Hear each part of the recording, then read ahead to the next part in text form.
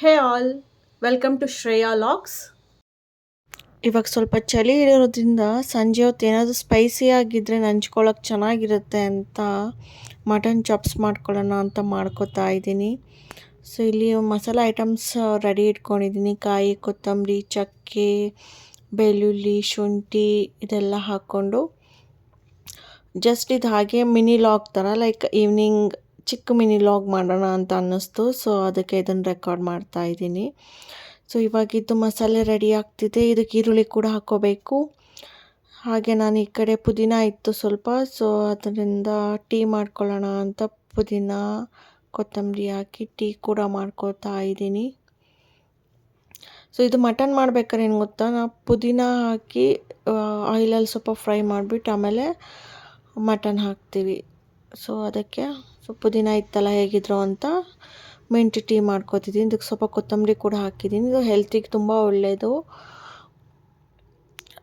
So ಇದಕ್ಕೆ ಸ್ವಲ್ಪ salt ಹಾಕಿದ್ದೀನಿ ಅಷ್ಟೇ. ಸೊ ಹಾಗೆಯೇ ಇನ್ಸ್ಟಾಮಾರ್ಟಲ್ಲಿ ಅಮೂಲ್ ಗೀ ಮತ್ತು ಗೆಣಸು ಆರ್ಡರ್ ಮಾಡಿದ್ದೆ, ಅದು ಕೂಡ ಬಂತು ವಿಡಿಯೋ ಮಾಡುವಾಗ. ಸೊ ಈಗ ಮಿಂಟ್ ಟೀ ಮಾಡ್ಕೊಂಡನಲ್ಲ, ಅದಕ್ಕೆ ನಾನು ಇಲ್ಲೊಂದು ಗ್ಲಾಸ್ಗೆ ಸಿನ್ನಮನ್ ಪೌಡರ್ ಹಾಕಿದ್ದೀನಿ. ಇದು ಸೇಲಾನ್ ಸಿನ್ನಮನ್ ಅಂತ, ಅಂದರೆ ಒರ್ಜಿನಲ್ ಚಕ್ಕೆ ಪುಡಿ. ನಾವು ಅಂಗಡಿಲೆಲ್ಲ ಸಿಗುತ್ತಲ್ಲ ಅದು ಕಂಪ್ಲೀಟ್ ಒರ್ಜಿನಲ್ ಅಲ್ಲ. ಸೊ ಇದು ಒರ್ಜಿನಲ್. ಸೊ ಇದು ತುಂಬ ಕಾಸ್ಟ್ಲಿ ಇರುತ್ತೆ, ಬಟ್ ಇದು ತುಂಬ ಹೆಲ್ಪ್ಫುಲ್ ವೆಯ್ಟ್ ಲಾಸ್ಗೆ. ಮತ್ತು ಯಾರಿಗಾದ್ರೂ ನಿಮ್ಮ ಮನೇಲಿ ಪೇರೆಂಟ್ಸ್ಗೆ ಡಯಾಬಿಟೀಸ್ ಇದ್ದರೆ ಅವ್ರಿಗೂ ಕೂಡ ಇದು ಹೆಲ್ಪ್ ಆಗುತ್ತೆ. ಸೊ ಈಗ ಈ ಕಡೆ ಮಸಾಲೆ ಎಲ್ಲ ಹಾಕಿಟ್ಟಿದ್ದೀನಿ ನೋಡಿ. ಹಾಗೆ ಇಲ್ಲಿ ಟೀ ಕೂಡ ರೆಡಿ ಆಯಿತು. ಟೀ ಕುಡಿಯೋಣ ಅಂತ ಅಂದ್ಬಿಟ್ಟು ಕುಡ್ಕೋತಾ ಇದ್ದೀನಿ. ಬಟ್ ಟೇಸ್ಟ್ ಚೆನ್ನಾಗಿ ಬಂದಿತ್ತು.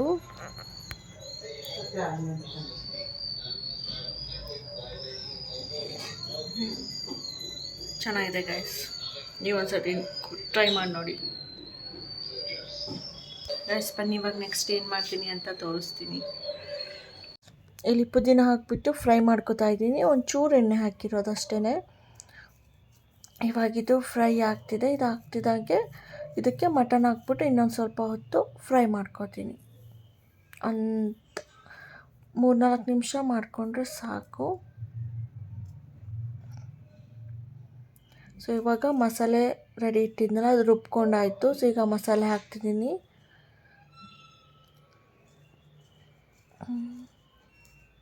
ಸೊ ಇದನ್ನೆಲ್ಲ ಚೆನ್ನಾಗಿ ಮಿಕ್ಸ್ ಮಾಡ್ಕೊಳ್ಳೋಣ. ಸೊ ಮಟನ್ಗೆಲ್ಲ ನೀಟಾಗಿ ಮಸಾಲೆ ಅಂಟಬೇಕಲ್ಲ. ಸೊ ಇದಕ್ಕೆ ಉಪ್ಪು ಹಾಕೋಣ.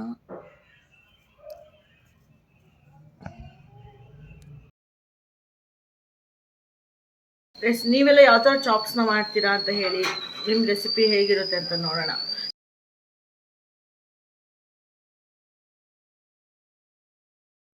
ಇವಾಗ ಸ್ವಲ್ಪ ನೀರು ಹಾಕ್ಕೊಳ್ಳೋಣ. ಸ್ವಲ್ಪ ಹಾಕಿದ್ದೀನಿ, ಯಾಕಂದ್ರೆ ನನಗೆ ಸ್ವಲ್ಪ ಡ್ರೈ ಬೇಕು. ಫುಲ್ ಗ್ರೇವಿ ಜಾಸ್ತಿ ಆದರೆ ಮತ್ತೆ ಅದನ್ನು ಕುದಿಸೋದು ಜಾಸ್ತಿ ಹೊತ್ತು ಹಿಡಿಯುತ್ತೆ. ಸೊ ಇವಾಗ ಆಯಿತು, ಒಂದು 2-3 ವಿಷಲ್ ಹಾಕಾಯಿತು. ಇವಾಗ ಓಪನ್ ಮಾಡಿದಾಗ ನೋಡಿ ಇಷ್ಟು ಕನ್ಸಿಸ್ಟೆನ್ಸಿಗಿದೆ. ಬಟ್ ನನಗೆ ಈ ಥರ ಗ್ರೇವಿ ಬೇಡ. ಸೊ ಇನ್ನೊಂದು ಸ್ವಲ್ಪ ಹೊತ್ತು ಕುದಿಸ್ತೀನಿ. ಸ್ವಲ್ಪ ಇರೋದ್ರಿಂದ ಸ್ವಲ್ಪ ಬೇಗ ಇದು ಕುದ್ಬಿಟ್ಟು ಆಗಿಬಿಡುತ್ತೆ. ನೋಡಿ ಇಷ್ಟ ಆಗಿದೆ. ಇದನ್ನು ಇನ್ನೊಂಚೂರು ಡ್ರೈ ಆಗಲಿ ಅಂತ ಬಿಟ್ಟಿದ್ದೀನಿ. ಸೊ ಇವಾಗ ರೆಡಿಯಾಗಿದೆ. ಇಷ್ಟಿದ್ರೆ ಚೆನ್ನಾಗಿರುತ್ತೆ ಚಾಪ್ಸ್ ಅಲ್ವಾ, ಅದಕ್ಕೆ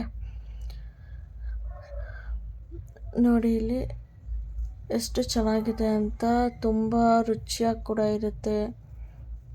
ಸೊ ಇದು ಟೇಸ್ಟ್ ನೋಡೋಣ ಬನ್ನಿ ಹೇಗಿದೆ ಅಂತ.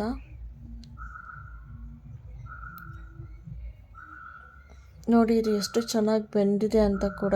ಸಾಫ್ಟಾಗಿ ಜ್ಯೂಸಿಯಾಗಿ ಚೆನ್ನಾಗಿ ಬಂದಿದೆ.